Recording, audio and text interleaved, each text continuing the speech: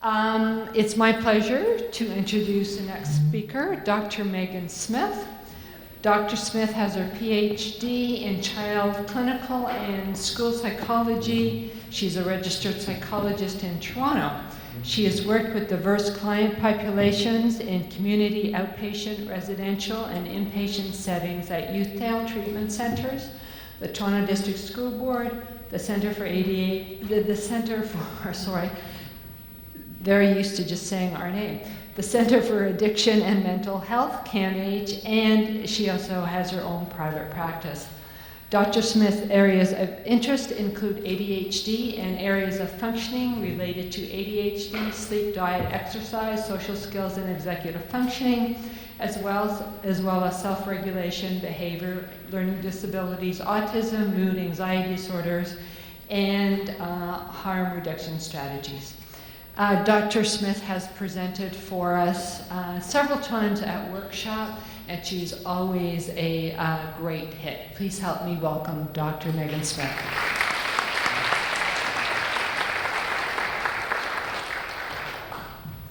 All right, hello. It's very weird to do this with lights in my eyes. That is something I've not yet encountered. So it's really exciting to be here today and to present to you on executive functioning and ADHD, because as we've already heard, it's a pretty big piece of it. It's also fun for me to do this because, like our first speaker, I too have ADHD and suddenly ended up in this field. And I also am parenting 2 kids with ADHD, so I can also kind of really appreciate how different it is to parent it than to live with it, and to do both for that matter. So today we're going to sort of look at what executive functioning is, but very briefly because I feel like it's kind of been covered. We're going to look at where those skills come from, again, a little bit more briefly. How is it related to ADHD? I'm going to sort of break it down by symptom, because I think it's just kind of interesting. And then we'll look at specific executive functioning skills. So we'll look at what they are, what the deficits will look like, and what might help. So let's just quickly cover our bases. So again, it's a bunch of neurological processes basically working together so we can engage in goal-directed behavior. I like to break it down into 3 kind of parts. So self-regulation would include things like inhibition, so that's your ability to stop or not act on your impulses. Emotion regulation, so your ability to actually modulate the intensity of your emotions so you can keep thinking. And motivation, so that sense of that energy, the drive towards a particular goal. And then the cognitive or thinking skills would include things like attention, shifting your attention or your behaviors or your feelings from one to another, and working memory, which is just your ability to hold multiple pieces of information in your short-term memory so that you can work with them. And then the metacognitive, or the thinking about thinking, as I like to say. So things like planning, organizing, and self-monitoring. And by that I mean not only just being aware of yourself, but being aware of the impact that you might be having on the environment, or knowing where you are in your progress towards a goal, what you still need to do, all that kind of stuff. So we're going to take the essay example, because I find that is something most people can relate to. I don't think anyone in here has avoided writing an essay. So requires a lot of executive functions. So you need to plan, you need to know what your topic is, what points you want to make, you kind of need to know where you're going. You need to be able to get started, so initiate the task. Maybe that will begin with research. You need to monitor, so you need to know how much time you have, how much time you have left, what you've done, what still needs to be done. You need to maintain arousal. You can't get bored and go play whatever video game or start patting the cat that keeps walking over your keyboard or whatever else. You have to really stay focused, but also not bored. And then shifting, you have to be able to juggle all of this stuff that we've already talked about, because you're constantly switching back and forth. I won't even get into is it hard for you to form letters or print or spell or do grammar or punctuation or any of those other things, because maybe we don't get that far. Maybe a distractor comes along, and that might be what makes everything kind of fall apart. So I won't go into the analogies, because thank goodness that was done for me.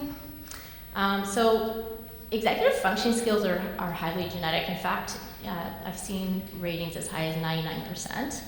It depends which aspects of executive functioning they're looking at. Not all models include all components. So they do develop slowly through to our mid-20s, and they're directly related to the structure of the brain, but also the functioning of specific parts of the brain, like the pathways, the networks need to be working right, neurotransmitters, all of that. So it's quite complex. So these are just sort of some of the parts of the brain, and again, there's no one part that does only one job for the most part. There is so much interconnection. So the frontal lobe has been talked about quite a bit, so that is very important in all of these: self-regulation, attention, working memory, all those things. The limbic system, again, it's processing emotions, motivation, reactivity, fight or flight mode, all that kind of stuff. The parietal lobe is also partly responsible for our attention, our brainstem we need for arousal and alertness and living. And the interesting thing, of course, is that the parts of the brain that are associated with executive functioning are also associated with ADHD. This should not be shocking. So then I like to look again at exactly how they are. So in addition to these brain structures, we know that like ADHD symptoms can sort of improve a little bit over time as we mature. So do our executive functions. We know that kids with ADHD develop more slowly in their executive functioning than other people, but everyone, that's one of those long-term skills we develop. Not coincidentally, the development of executive functioning skills is going to be delayed for kids with ADHD. Also, kids with learning disabilities can have executive functioning delays even without ADHD. Each symptom, though, is related to one or more. So this is where I kind of find it fun, especially because, as was discussed, there was research for a while that was like, but it doesn't pick up on people with ADHD, so it can't be an EF issue. And I kind of laugh because I don't actually see how it couldn't have been or how that could have escaped them, that maybe there was a problem with their measures rather than the theory. So we'll look at this. So the first 5 really are essentially regulation of our motor activity, right? And that's a piece of the executive functioning, right? The arousal, alertness, being able to adjust to your environment, be still when you need to be still, all that. Talking excessively, we could kind of say that's oral motor or speech, so regulating our speech. And then these last ones are regulating our impulses. So it's all like an issue of self-regulation. And that is a big piece of our executive functioning. So then we have the inattentive symptoms again. You can't really avoid the executive functions here. So the first one is self-monitoring, attention to detail. The next 2 are about sustained or selective attention. The kid who's looking at the window while you're trying to talk to them. Not following through on instructions, that can be a lot of things, but sustained attention can be one of them. Keeping that motivation up to keep doing what they're supposed to be doing and not onto something else that suddenly interests them more. Self-monitoring, being aware of what the consequences of, for example, not following through will be, or where you are. If your parent has given you 3 tasks, have you done one of them or all 3 of them? Or if your boss just gave you 2 assignments, have you managed to get through both of them before you went to the water cooler and started chatting with somebody? Difficulty organizing tasks and activities, again, organizing and planning. So this is, the reluctance to engage in those effortful tasks. That's partly emotion regulation, so there's a lot of frustration when your brain doesn't do that well, trying to do it anyway. And also that sense of motivation again. That isn't coming naturally. You gotta love those kids who just really love all the boring school tasks. Losing things can be both organization, because you're not very good at thinking about where things belong and getting them back there, but it can also be an attention thing. I've literally watched my children drop garbage, and they actually don't know that they've done it. They are completely oblivious. It drives me insane. So again, being distracted by things in your environment, that's because your selective attention is not too good, so you're not keeping your attention where it needs to be. And then again, being forgetful can be both self-monitoring, it can be attention, it could even be working memory and planning, that you're not keeping things straight. So, like attention deficit disorder, it's often going to be that these executive functioning deficits will stay with you.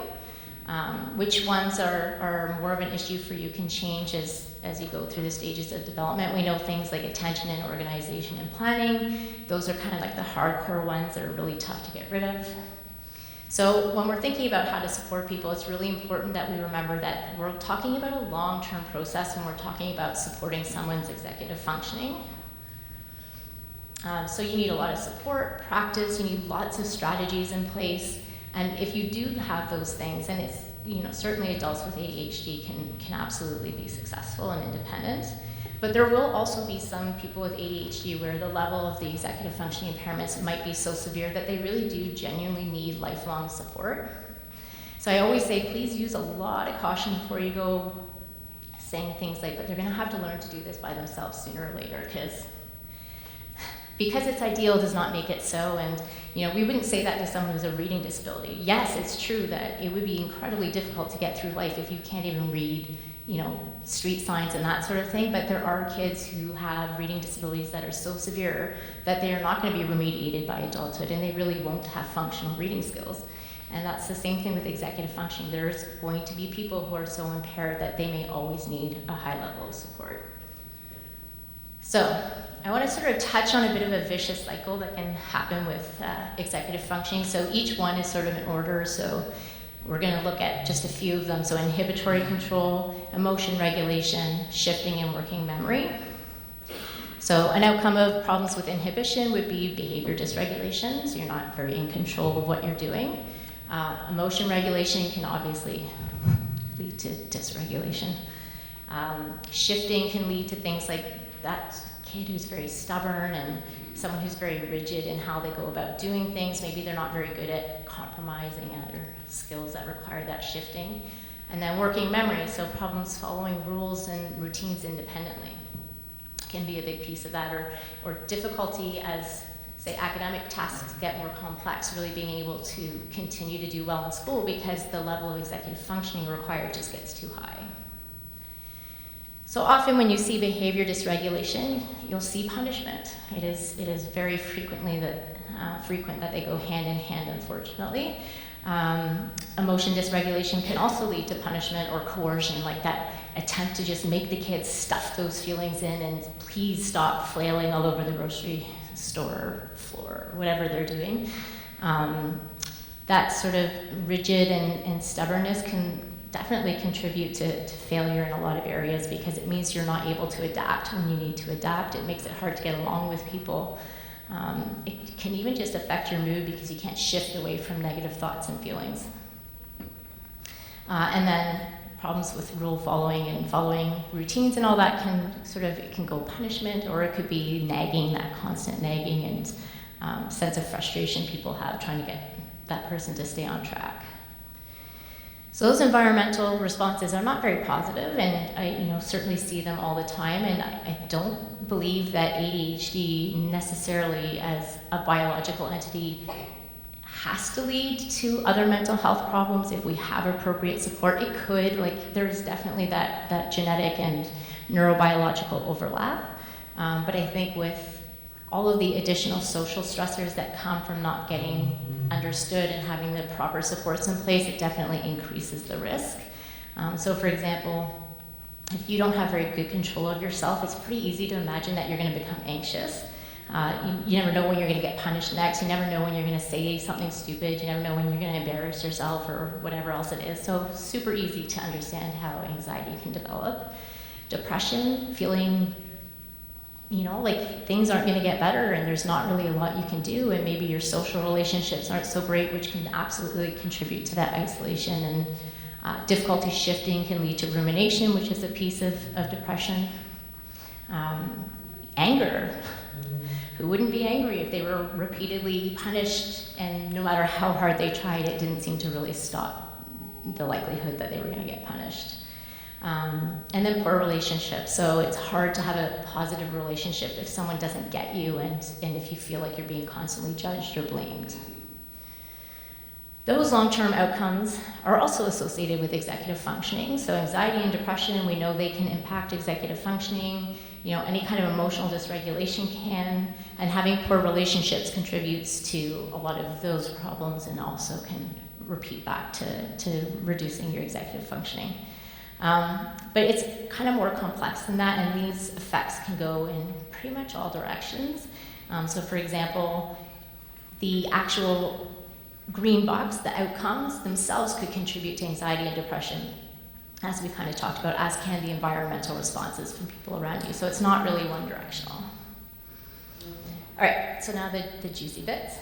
So we're going to look at the specific skills, so what the skill is, what deficits might look like, and strategies to support. And I really like to make sure we get to the strategies, because I feel like I've gone to so many workshops and conferences and stuff, and they give me like these incredible facts, but I often leave not knowing what to do. I don't want you guys to leave not knowing what you can do. So we'll start with self-regulation. So those are the mental functions that we need to regulate our actions, our emotions, our drive. I like to call them the gateway skills, because without them, good luck using any of your other executive functions. So for example, inhibition. That's our ability to stop and think and not just act on impulse. And if we can't stop and think, then we can't plan, we can't organize, we can't shift, we can't do anything, because we're just acting. We're not in any kind of a cognitive process. So inhibition is not acting on those impulses or thinking before acting. But there's another piece of that doesn't get talked about as often, which is the ability to resist an impulse or to inhibit it if you do know it's there. And for a lot of people with ADHD, they don't know it's there in the first place. But when they do, they may also have trouble reining it in. I always use my example of my son's weird thing about hats, where he sees someone wearing a hat and he feels the need to pull it off their head. And this has never gone well since maybe grade 2, when it was somewhat tolerable. But come grade 6, this was causing a little bit of difficulty. By grade 7, however, he had nailed his self-advocacy, and he was able to say, yeah, I have a thing about hats, and I'm really sorry because I'm going to do that again, but I will try not to. And at least he no longer throws them over the fence in a panic like he used to. So again, it's that idea that you have the impulse and you can't really resist it. I get to skip the Stroop test because you guys kind of saw that. But it's always fun to watch audiences when they do it, because they feel really confident when they go through and they're just saying the words that they read. And it's really fun to watch half the audience fall apart when they have to just say the colors and not the words. So that's inhibiting your automatic tendency to read.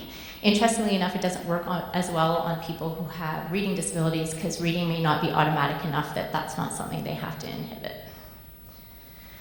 So inhibition is like having good brakes on your car. It allows you to stop when you need to, or to slow down. So when you can't, you have to think about what a car without brakes would look like. So you can even imagine that, again, if you've recognized that there's a stoplight coming, even if you're slamming on your brakes as hard as you can, your car can't stop because the brakes just aren't strong enough. So sometimes this might look like inconsistent control over their actions. So maybe, when they're in a nice state of self-regulation, their impulse control is a little bit better, but as soon as things are getting a little exciting or chaotic or whatever, maybe it falls apart more. Acting without awareness and conscious intent is a big deal, because first of all, no one believes you when you say you didn't mean to, and that can be incredibly frustrating. It's very hard to explain to people without difficulties with inhibition what it feels like to go through life without it. And I remember when I first went on medication, I didn't actually notice it was working, so I went off. And then I got myself into trouble by running my mouth, and I'm like, oh, I haven't done that for months. And that's when I realized that I had actually magically developed the ability to think before I spoke. And I'd never had that before, so I lickety-split went back on meds, because I did not like the feeling of no longer having control over the things coming out of my mouth. Given what goes on in my head, it is imperative that I have that skill.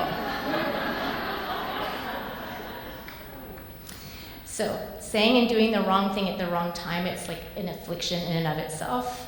Again, difficulty resisting impulses. It's interesting because in medical literature, you have impulsivity on one end and compulsion on the other end, and they're viewed as opposites. Yet we know that there's clusters of people, like my favorite little kids who have Tourette's, learning disabilities, ADHD, and OCD. And so you definitely can have them in the same human being, so they can't just be opposites. Having experienced a bit of both myself, they feel very similar. It's the idea that you have a thought and you feel like you need to act on that thought. It's very uncomfortable. Difficulty following rules and social norms is another big piece, because again, that requires you to stop and think about the fact that there are rules, and then to be able to follow them when you don't really want to, or when something else seems like a better idea in the moment. Difficulty adapting our behavior to the context. So my mom doesn't have ADD supposedly, but I remember as a kid being quite mortified at how loud she laughed when we went to nicer restaurants, and we'd be like, oh, lower the volume. And it's ironic because she spent a lot of time telling me to, shh. Or my children, please use your indoor voice, we're inside. And then they would get outside and they would shriek at the top of their lungs and like, I'm using my outdoor voice. And I'm like, oh, but see, nobody else is screaming. Kids coming in from recess is another great example. The kids with ADD are often still very busy or daydreamy or whatever, because they've not had to sort of focus for a little while, so it's harder for them to shift back quickly. So unfortunately, problems with inhibition don't come off well.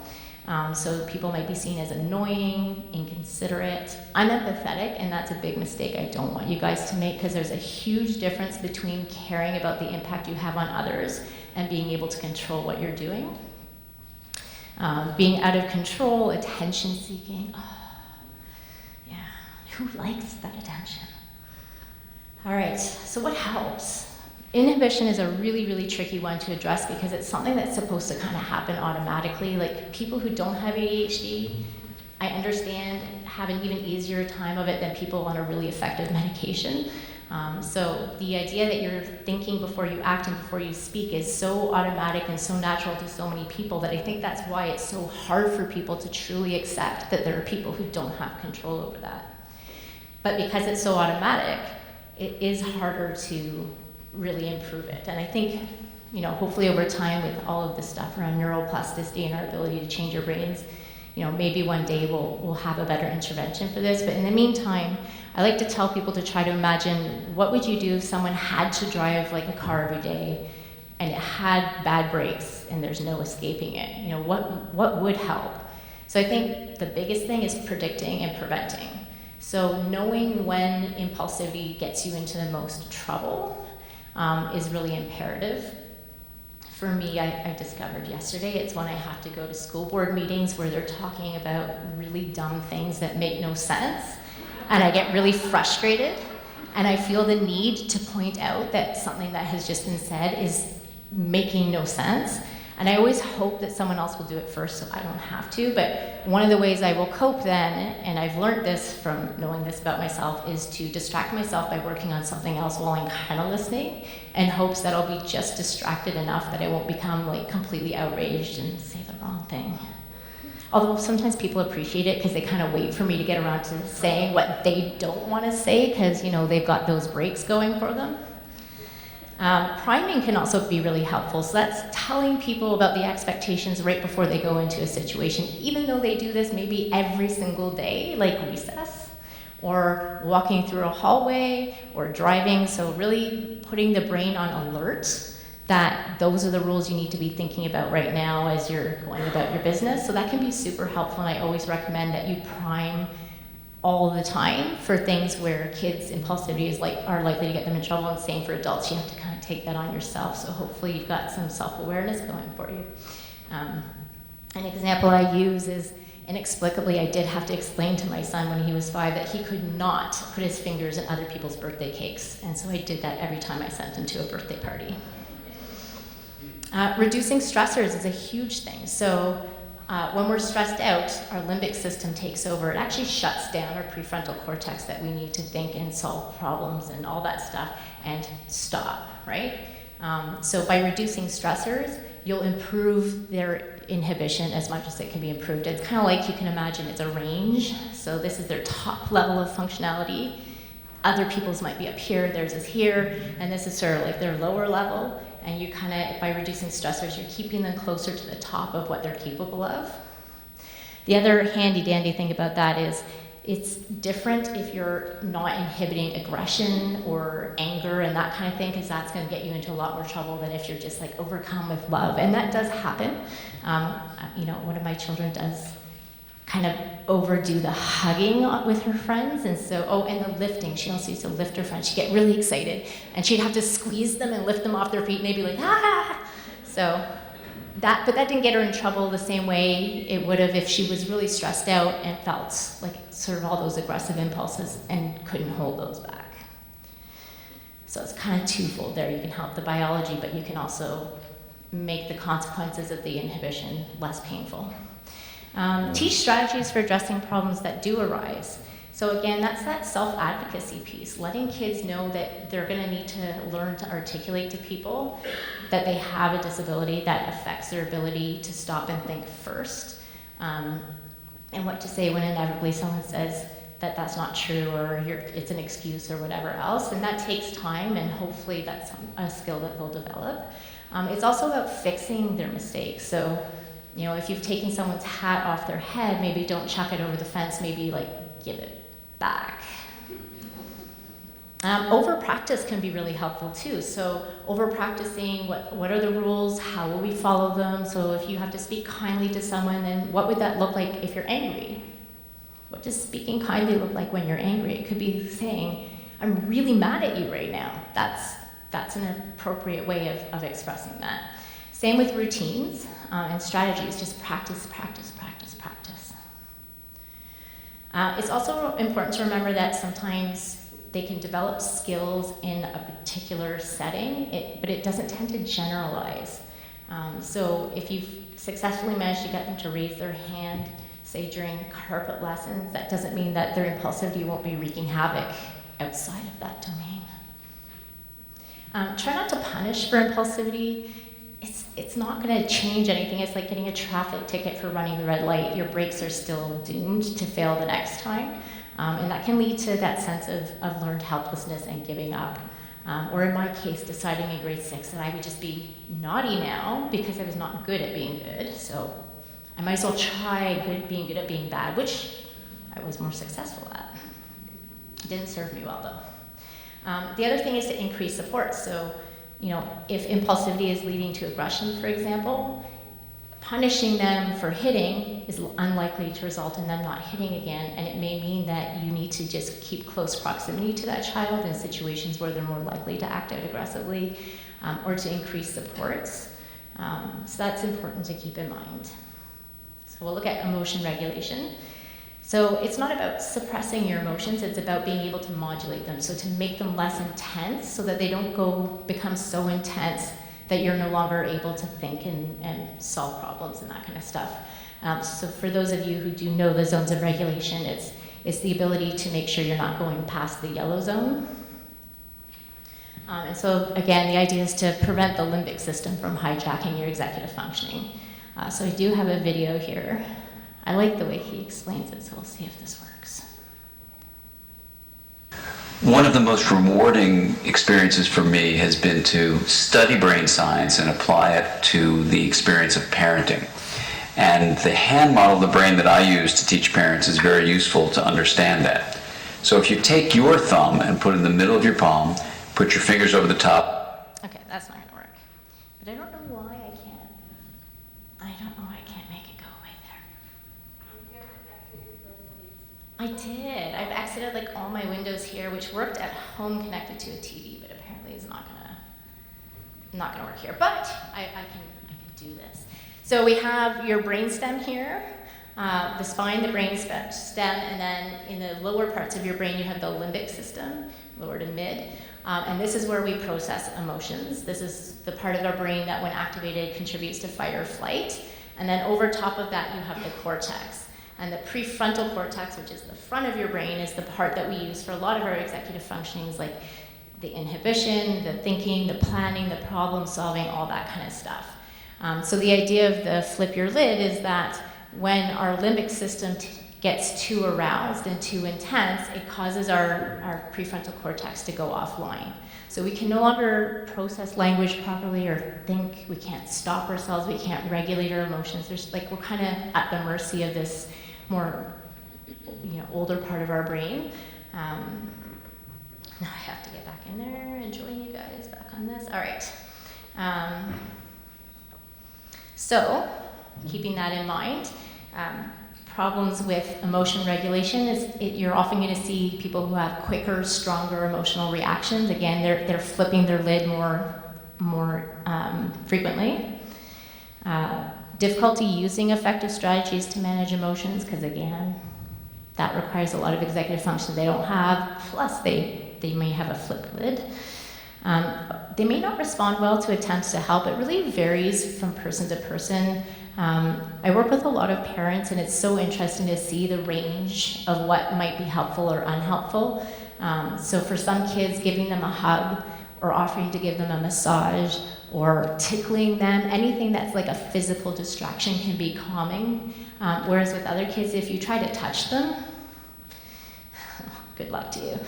So really knowing your kid and what's going to help is important. One thing that tends not to work when people have flipped their lid is talking and using logic, because the parts of the brain that we need to process language and to reason and to problem solve are shut down.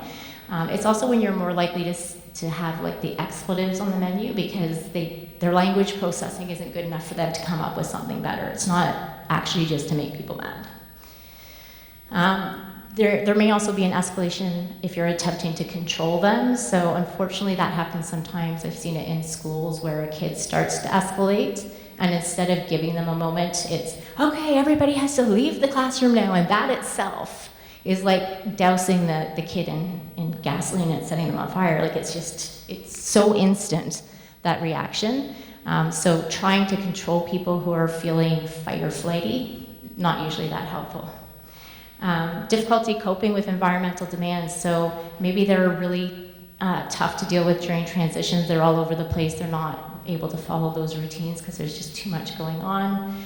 Maybe they don't respond well to requests, because requests mean often doing something they don't want to do, and that requires emotion regulation. That requires us to be able to cope with frustration and to dampen whatever frustration we feel. And they're already feeling more intense feelings in the first place, so their frustration is much more intense than the child beside them, and then their ability to deal with that is lower. It's kind of an unfair fight. And they may not respond well to challenges. To this day, I hate crossword puzzles, won't do them. Doesn't feel good to me, it's not relaxing. So that ability also is interestingly more problematic in kids who are very bright. So there's some evidence to suggest that kids who are gifted or near gifted may have even less ability to cope with challenges. They actually shut down faster in response to a challenge. Yep, so that tendency to do the freeze, flight, or fight. So these people might be viewed as very sensitive, dramatic. Please don't call your children dramatic. Aggressive, immature, manipulative, moody, spoiled. So what helps? Working with the person to identify the situations that are most likely to trigger intense emotions is really a key part of this. And then also working with them to come up with ways to cope that work for them, or to avoid those triggers in the first place when that's possible. So help them practice strategies in 3 key areas. One is self-care. So nobody does as well if they're tired or hungry or whatever else.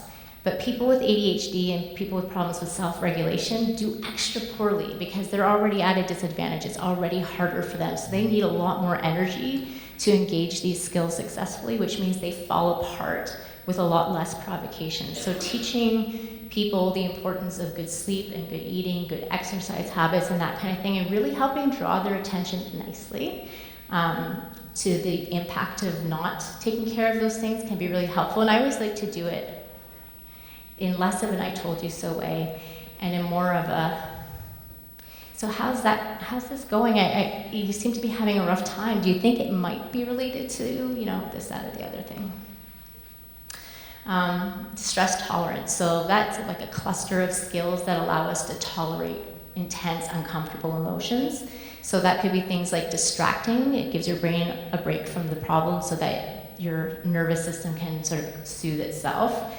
Active self-soothing strategies, so sensory things, breathing strategies, deep pressure. So like there's a whole book on like these exercises that kids can do anywhere, anytime, that involve deep pressure, massage, squeezing the arms, crossing the midline. There's like a whole bunch of stuff. So that self-soothing piece is really helpful.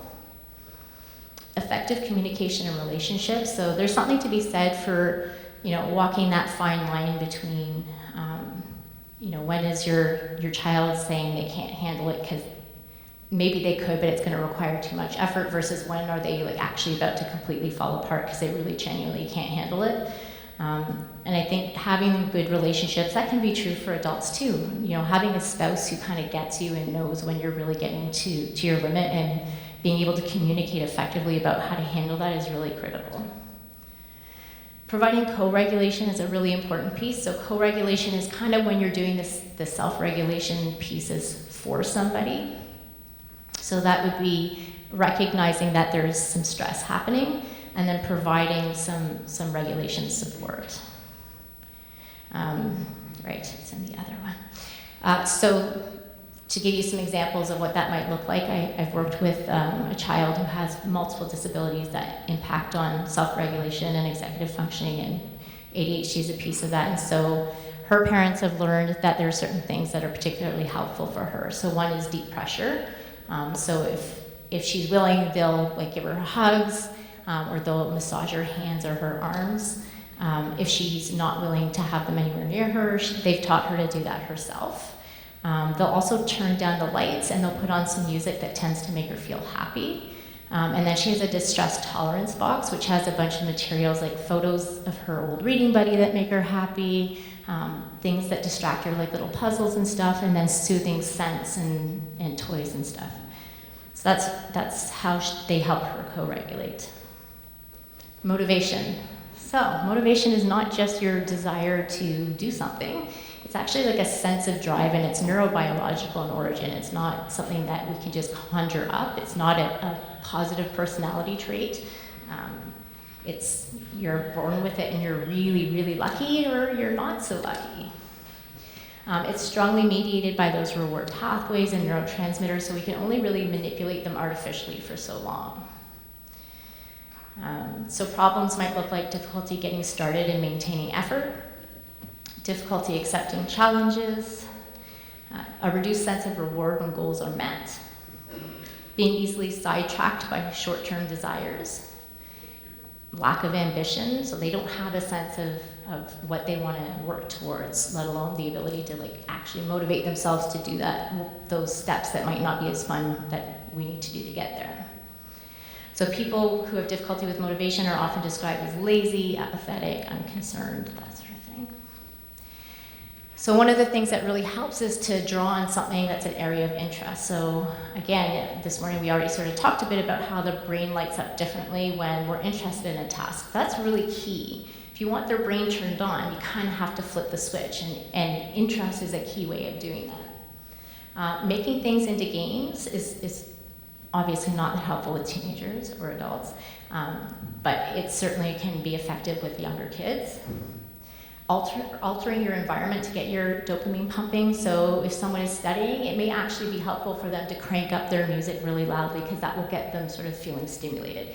Yes, it may distract them, but it is actually still more effective to work somewhat distractedly than to just not work at all, or to spend an hour arguing about working.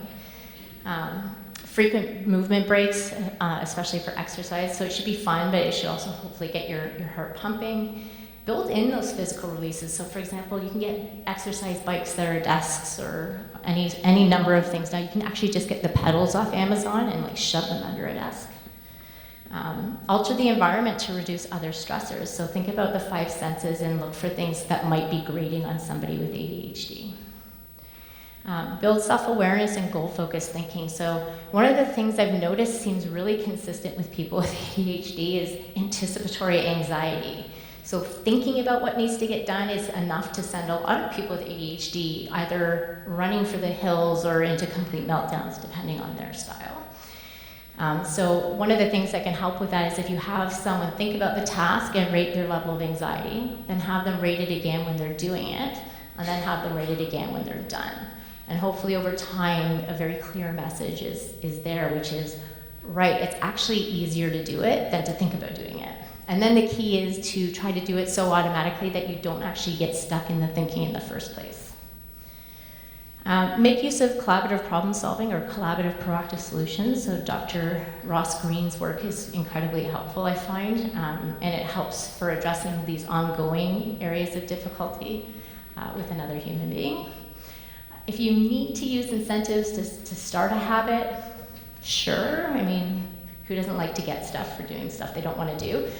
Just use it sparingly because the effects can run off pretty quickly, and it's also probably kind of hard work for you to keep track of everything.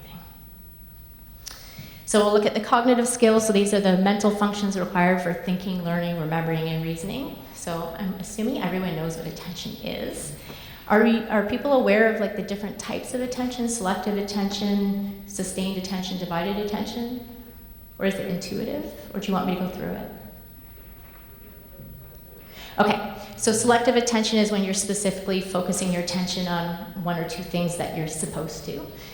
Sustained attention is being able to maintain that over time, and divided attention is being able to focus on more than one thing, supposedly, but truly that's more shifting. But listening and taking notes would be a great example. Alternating, I'm going to cover as shifting. So attention is the gateway to learning. You actually cannot learn if you cannot attend to information. I encourage you all to do the monkey illusion at home because it's super fun and it makes a very good point. And I'm not going to try to pull it up here because I'm not sure I'll be successful. But I would definitely look into the monkey illusion. It's good fun. All right. So people who have difficulty with attention might be easily distracted by certain things like irrelevant stimuli or details, their own thoughts, sensations that tag, their emotions. Pretty much anything can distract them. They have difficulty focusing on the unengaging tasks, which leads to a problem where they're trying harder and harder to focus on that unengaging task, and we now know from some research that's shutting their brain down more. So the cruel irony is the harder they're trying to focus on something unengaging, the more their brain is shutting down on them. Difficulty maintaining focus over time, missing important details. This can cause problems if what you're missing might be a not or an and or something else that's sort of critical to understanding something. Frequent oversight errors, I won't call them careless errors because that implies some intentionality and not caring, but that lack of ability to notice when you've made a mistake. I used to really like accounting, which although boring, I found really reassuring because I always knew at the end if I had done something wrong, and I really did like that. Missing nonverbal cues is another one that can happen. So these are the kids who might look unempathetic when really they're just not noticing those nonverbal cues. Might forget important rules and customs, like not laughing super loud in restaurants. Maybe slow to learn new concepts. So again, if you can't focus on it, it's very hard to learn it. Frequently losing or misplacing things, they're just not attending to where they're putting things down, or even that they're about to put something down. They might appear unmotivated, unfocused, inconsiderate, careless. All right. Understood.org has a section through your child's eyes, which has some demos on various things, including attention. So those are also kind of fun to play around with. All right, so what helps? Clear, visible reminders of expectations, strategies, and steps, along with reminders to use them. I also find that if you post something for long enough, it ceases to exist in the mind of someone with ADHD. So sometimes switching up the color on which it's printed or where it's located, that kind of thing can kind of help. Maybe, occasionally shove a candy behind it and tape it and say, if you keep checking this, maybe one day you'll find candy. I mean, they might not do the checklist still, but at least they're looking at it. Make sure the person's attending when you're speaking to them. So learn to recognize the blank stare. In fact, I can actually respond to questions that I'm not hearing, which I find fascinating, and unfortunately, so can my kids. So I've actually had to explain to my kids that if I don't really clearly indicate that I've heard them, they're really not to walk away, because that's not ended well a couple of times.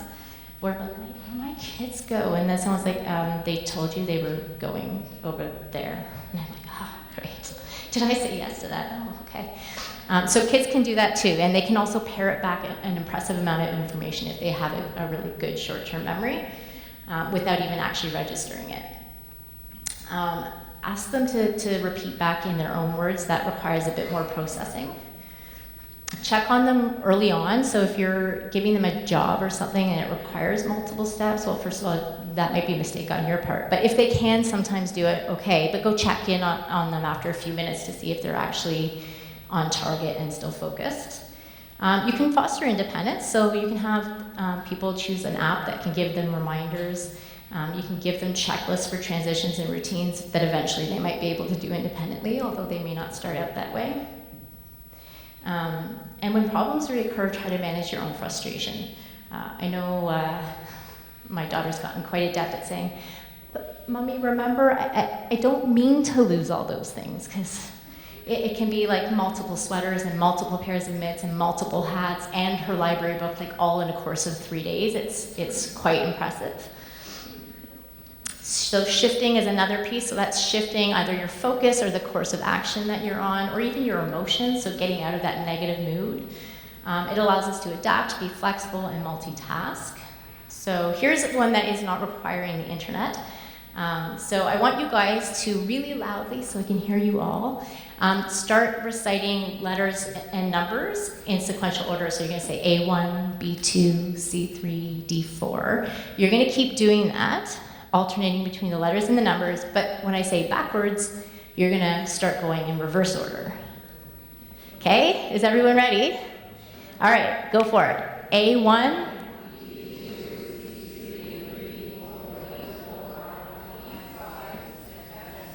Backwards.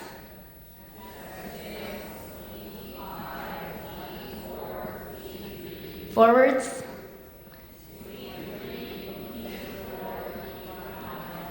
All right, who here found that difficult? Who found it most difficult going backwards? Right, so there's your shifting. You're not only having to shift between those letters and those numbers, but you're also having to shift the order that you're doing it in. And all that shifting can be a sticky business. All right, so problems with shifting might look like difficulty tolerating change or adapting to new routines. Difficulty with transitions. So during transitions, you're not only shifting from one thing to another, but there's often like a lot of tasks involved, or moving to different places, getting materials, all that kind of thing. Even just like changing the volume of your voice or your activity level. So there's a lot of things to juggle, and you need to be shifting between all of them, and that can be really challenging. Resistance to trying new things. So if you're rigid and have difficulty shifting, then it may be very hard to convince yourself to try something new because you're comfortable with what you're used to. Getting stuck on details, so some kids might get very obsessive about certain things. A tendency to hyper-focus on engaging tasks and difficulty stopping them. And video games is like another one of those losing battle things, because they purposely made that more difficult so that you won't stop playing. So it's like a cruel trap for these kids who also have trouble with shifting, and the grown-ups. I know lots of grown-ups who have some issues around that. Tendency towards black and white or literal thinking. So again, it's like shifting from literal language to non-literal language. It just isn't happening naturally, as opposed to maybe in autism where they can't wrap their heads around figurative language sometimes. Being argumentative or tenacious, this is a very much a for better or worse thing. So having a super stubborn child is not so fun when we're parenting it, but they may be the leaders of tomorrow who get their minds set on something and make it happen. Difficulty coming up with alternatives. So, these are kids who have an idea, and then when it can't work out, they really can't shift to alternative ideas. Difficulty managing multiple demands. Again, that requires working memory, but also shifting between all those demands. There can be a lot of distress when expectations aren't met. So there's just like this one-way street, and they thought it was the street, and now you're telling them it's that street, and they can't move. I like to say it's kind of like riding your bike. I don't know if any of you have ever gotten your wheel caught in a streetcar track. That's not fun. And there's really nothing you can do if you can't get off your bike. You're really stuck. And it's like these kids can't even think to get off their bike, and they're just trying with all their might to get out, but they really are just stuck. Difficulty seeing other people's perspectives. That requires shifting and working memory to actually be able to hold your own thoughts and feelings, and then to see somebody else's, and then to sort of migrate between both of those things so that you can come up with, say, solutions that solve both people's problems. That requires a lot of shifting, and it's extra tough to shift when you're emotional as well. So these people may appear stubborn, controlling, manipulative, cheeky. So it helps. Warning people that there's changes coming can be helpful. Really walking them through what that change is going to look like so it starts to feel more familiar to them. Don't tell them too far in advance because you don't want them worrying for like 3 months that they're going to have a substitute teacher or something, but do give them enough warning that they have time to adapt, and that's something that you kind of have to figure out for yourself or for your child, how long it takes you or how long it takes them to sort of wrap their head around change. Using things like visual schedules or looking at the week in advance or the day in advance so you have a sense of what's coming, or so the child does. Visual timers can be really helpful because you don't have to sort of think about how many seconds you have left. You can kind of just quickly glance and see roughly how much you have. Again, giving multiple heads up, especially for video games. And make yourself familiar so you know when they tell you they can't save for a while, you know if they're lying because they can save at any time. Because some games do that and some games don't. So I always say, if you're not familiar, find someone who is and ask. Teach strategies to improve shifting and flexibility. So, for example, you might teach someone to press pause. At first, say, just ask them to pause for 10 or 15 seconds and see how that feels. And then just sort of slowly work your way up until maybe one day you can say, okay, let's press pause, get this job done, and then you can go back to what you were doing. Do the opposite is always a fun one. So I have some kids who maybe engage in not the most helpful behaviors, and so having them do the opposite, like you feel like punching someone, find someone else and give them a hug, things like that. Or if you want to run away from something, try to face it, but that's sort of one of the end steps. You have to start small. Brainstorming alternatives, so even before asking them to actually think about engaging with the alternative, just have them brainstorm them. You don't have to do any of these, but could you just give me 3 other ways that we could do this? Start with 1 perhaps. And then eventually, once they get good at sort of coming up with ideas, you can start to have them maybe entertain 1 or 2 of them.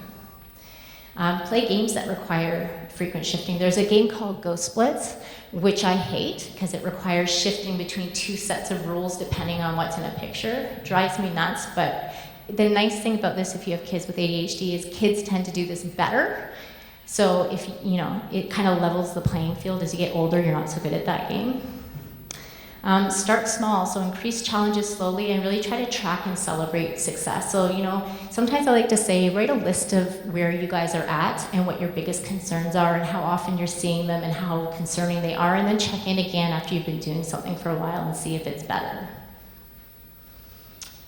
Change is incremental, which makes it really tough to pick up on. All right, working memory. So again, holding and manipulating multiple pieces of information. Critical to learning and problem solving, social skills, decision making. It's in everything that we do. So here is a working memory task. I'm just going to check my time left. Oh, I have very little. All right, I'm not going to have you do this, but it's similar to the other one in that it's harder to do it backwards than forwards. So problems might look like difficulty with multiple directions, performing tasks that have multiple steps, so writing multiple step math problems, tidying, getting lost or confused because you haven't kept track of all of the turns that you've done, doing things more slowly because you're constantly having to figure out where you are, not being able to hold other people's thoughts or feelings, not being able to hold multiple solutions in mind to figure out which might be best, problems with prioritizing, sequencing, and organizing ideas. Comparing and contrasting, again, that requires working memory as well. Forgetting important details, which is different than not having noticed them. So maybe you're having trouble shifting between all the details you just got, so you're missing the most important ones. So reducing the working memory load is definitely the best way to do it. So you can use checklists, you can use audio ones or pictorial ones for younger kids. Look for the signs. So things like increased restlessness, hyperactivity, and frustration are often signs of working memory overload. If we look at learning disorders in kids with ADHD, the number actually goes up to over 50% if you include writing disabilities, which is almost never done in research. It's almost always reading and or math. But writing is a big deal for people with ADHD and executive functioning issues. Decreased demand, so base your expectations on their developmental age, where they're actually at. Please do not do it based on chronological age because it's like a recipe for failure. Scaffolding independence, so again, you're giving them all the support and then you're having them take over one small piece at a time, and once they're comfortable with a piece, you take away support for another piece. Work with the person to identify which parts of a task are most challenging. That way you know which ones they're ready for and which ones they aren't, and where they need more help. So the metacognitive skills, thinking about thinking, knowing about knowing, and doing things that serve as an overall plan. So planning, I feel like that's kind of obvious. So difficulties will look like having a hard time prioritizing goals, deciding on goals, breaking things down into pieces, knowing which one to do and when, a hard time getting started, so procrastination, difficulty getting things done on time, maybe asking for help a lot because they can't come up with their plan themselves. They might need frequent prompting. They'll probably look helpless or dependent, maybe irresponsible and lazy. So again, teaching and scaffolding those skills is really critical. Provide tools like checklists, reminders, phone alarms. Don't penalize for poor planning. I always say if you're willing to engage in some collaborative problem solving with me, I don't feel the need to give you, a deduction on something, because that's not going to help you learn either. Teach and scaffold time management, which is really fun with teenagers who totally don't want that. Smart but Scattered Teens can be really helpful for navigating those years. It's a great book. So helping them learn how to predict how much time they need to do things and then automatically double it because their prediction might be wrong. Creating and managing schedules, remembering to use a schedule. Organization can be about the materials we need to organize or even our own thoughts. So people might not know where to find things or where to put them. They might lose things. They might have a messy personal space. Their thoughts might be jumbled, or they might get confused and overwhelmed. Have difficulty organizing their written work. Notes might be difficult to follow. So these are kids who come off as sort of irresponsible, dependent, immature, lazy, unmotivated. Help them organize. Help them find a system that works for them. Even if it doesn't work for you and it doesn't seem like it should work, it might work for them. I apparently chose the least recommended organizational system in university, but it worked brilliantly for me. Use checklists to help kids know where to put things or label drawers and bins or put pictures on them. Use color to aid organization. So as a school psychologist, each of my schools has a different color, and the folder for my notes for that school is that color, and I put little sticky notes on all the files so I can quickly find them. So it can just become an automatic way of making things easier. Or on calendars, you can have due dates in one color, assignments in another color, after-school activities in another color. Provide direct support for tasks that require organization, like tidying. I finally discovered my daughter is not just willfully stubborn, she really needs a checklist for every single item in her room. We've moved a little bit out of that, and she can now write her own checklist, thank goodness, but that was a bit discouraging to realize that it was going to require me writing down everything she had to clean up in order for her to do it without feeling completely overwhelmed. Binders and lockers, same thing. They will often need periodic help with that. So self-monitoring is your ability to direct your attention towards yourself, see where you are in relation to a goal and how you're affecting other people. So these people might not know when they're upsetting you. They might have problems adapting to different demands. They may have poor awareness of their accuracy, their speed, their progress. They might tend to overestimate their understanding or their ability to remember. And they're probably going to appear disorganized. They might appear inconsiderate or unempathetic because they're just not aware, careless, slow. So gently communicating to them the information they're missing is really helpful if they trust you. Giving them direct support, so like daily self-reflections on one particular goal that they're trying to work on, and helping them see, like, did you accurately notice how you were doing on that? This is what I noticed. Reminders of target skills before entering, again, that priming, tracking and recording with support, so you can like graph their progress. How many sweaters did you forget at school this week?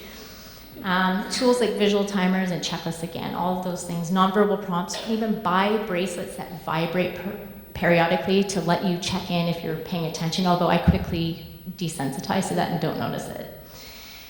So this is a little quiz. I don't think we have time. I really want to give you time for questions, but in your thing, you can cover one side and try to come up with some of the deficits that you think might be responsible for each of them, and then you can uncover it and see which ones I thought were there. All right, so I will open the floor for questions.